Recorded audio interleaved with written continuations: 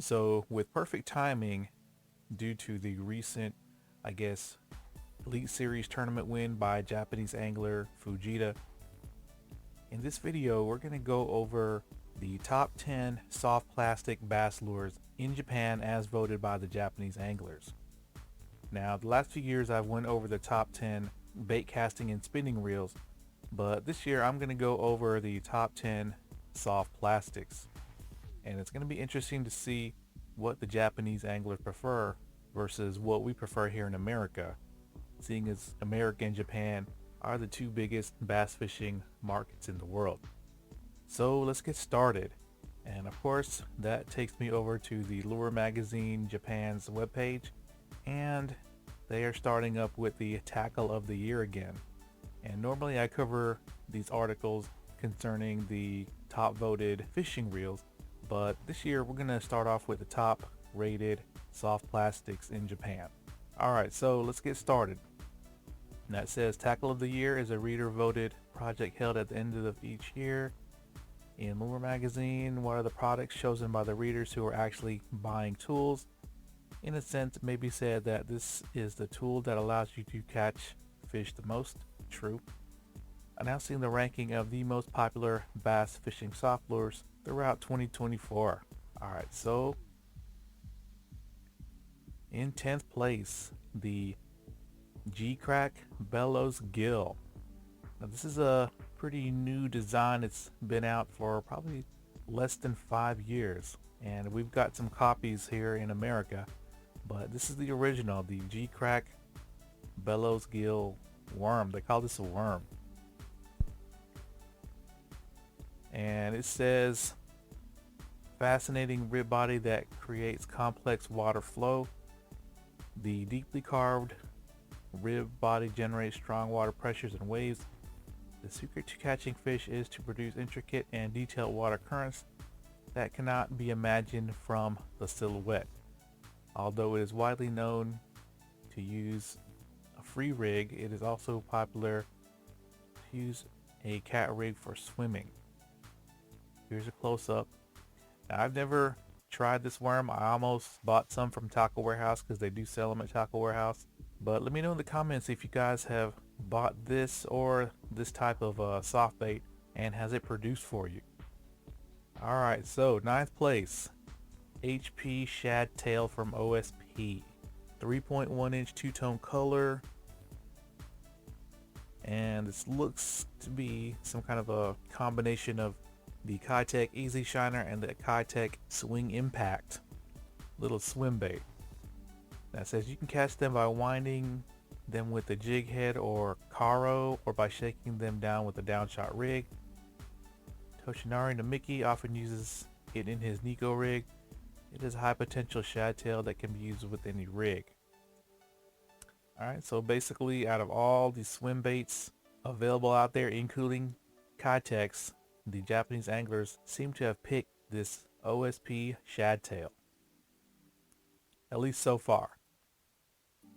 Alright, 8th place, the DEPS Bull Flat. Now this is a flatworm style bait that's been around probably over 5 years. I actually have some of these and have caught bass with them, but last year it was 13th place. This year it's moved up to 8th place. Here's a closer look at it. It says sparking the flatworm boom. That's true. If you use a free rig or nail rig, it will fall with a fluttering and swaying motion that will attract bass. It is highly versatile worm that can be used for cover with a leaderless downshot or as a jig trailer for swimming. Now I used it with the Jiga rig, and the Jackal Honey Nut seems to produce better for me. But yeah, the DEPS Bull Flat. Now 7th place is the Issei Spatula 4-inch Blue Earth Worm. Here's a close-up picture of it. Kind of looks like a variation of the trick worm, but it tapers off a little more drastic, and the tail is a little bit more bulbous. But it says the secret to fishing with a paddle tail with a small tail. Spatula has a small paddle attached to its tail, which is asymmetrical. Therefore, the correct answer is to insert it so the tail is vertical. Drifting with the split shot rig has become a must fishing technique in the upper reaches of the reservoir. So I personally, first time I ever heard of this lure, but if you've been using this lure, let us know in the comments if it's giving you success and how you fished it. So apparently last year it was 19th place, so this lure might have been new last year. Alright, so 6th place, the cover scat from DEPS. Now this lure is, I guess, extremely popular for some reason. I think it's come out within like the last 5 years, and it was 3rd place last year, so it dropped down from 3rd to 6th, but still in the top 10. And I've known about this lure since it came out. I just never wanted to try one because, I mean, look at this thing. It looks like 2 different things I don't even want to mention in this video. The fact that they call it scat. But anyway, let's read about it. Bottom jerk worms are all the rage.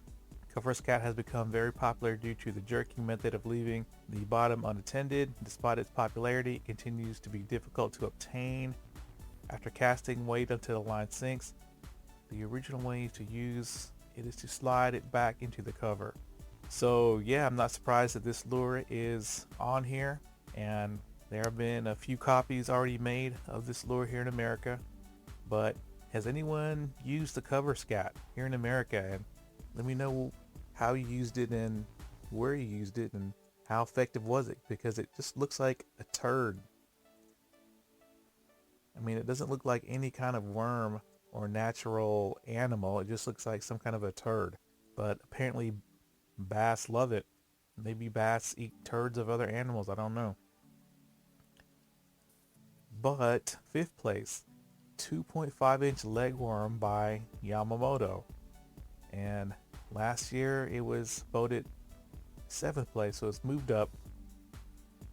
But let's take a look at it. Now it looks to be a small swim bait. I don't know if this is a paddle tail extension right here. But let's read about it. Downshot has become a standard winter aid worm. The thick tail part shakes to create a fascinating kicking action. The use of downshot rigs has become widespread, and it is popular as a winter aid rig in Kanto reservoirs. In winter, results are concentrated in black colors. So yeah, this is something I don't think is available here in America. But the 2.5-inch legworm, definitely a finesse type lure, which looks to me to be just some kind of mini swim bait, but I could be wrong. I wish I had a better angle of that tail. But going down to 4th place, here we go. KAETECH Swing Impact jumped all the way to 4th from 28th place last year, and they voted the 4-inch.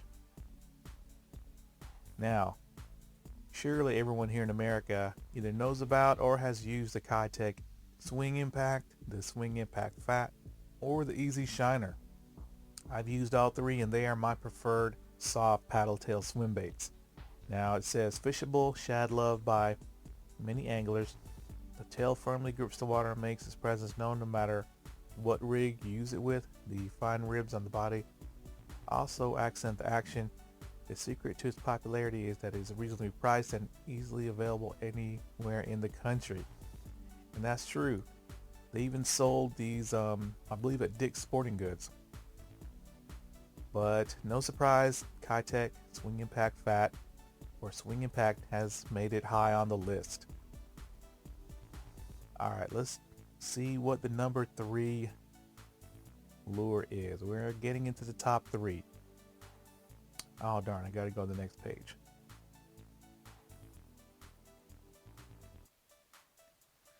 Third place, the Yamamoto Senko. But not the 5-inch that's so popular here in America. It's the 4-inch. And it was actually voted #1 last year. So it dropped down to 3rd place. I wonder what lures have taken over its crown. It says the definitive stick bait to let you experience the greatness of Gary material. Yamasenko may be the one that makes you feel the best about Gary material, which has a high salt content. Just by letting it fall with no sinker, even bass that have lost their appetite will easily use their mouths. Since it has good slippage, it is also suitable for rigs that can be placed in covers. And yeah, I mean, enough said. Everyone knows about the Senko. It's probably the lure that catches the most bass in America, and it is personally my cousin's favorite worm or lure when it comes to bass fishing. He likes the green pumpkin color, but it's interesting that in Japan they prefer the 4-inch over the 5-inch. Now, I have fished the 4-inch Senko. I think I've caught a couple of small bass on it, but it's definitely one of these baits that I use with upper end bait finesse tackle for bass fishing. Alright, let's go to number 2. Second place, the Issei Sinking Mushi 2.6 inch. And it was 5th place last year. So let's check out this bait. This is a cool little bait. I think it's only been out maybe 3 or 4 years, at least that's how long I've known about it. It may have been out sooner, but it looks like some little bug lure. And yeah, any fish would eat something that looked like this. So let's read about it. Potato bait, next generation standard. Sinking Mushi, which has steadily been increasing in popularity since its release, ranks 2nd place.